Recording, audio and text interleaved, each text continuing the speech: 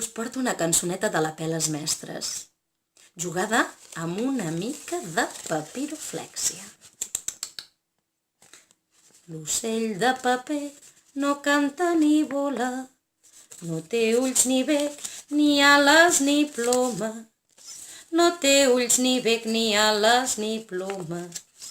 Però planta bé, però planta bé, però planta bé, molt bé, l'ocell de paper. Els altres ocells diuen amb respecte: és blanc com la neu, deu ser un gran subjecte. És blanc com la neu, deu ser un gran subjecte. Però planta bé, però planta bé, però planta bé, molt bé, l'ocell de paper.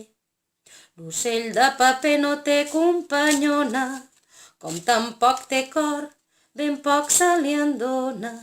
Com tampoc té cor, ben poc se li en dona. Però planta bé, però planta bé, però planta bé, molt bé, l'ocell de paper. Aquí el teniu, l'ocell de paper.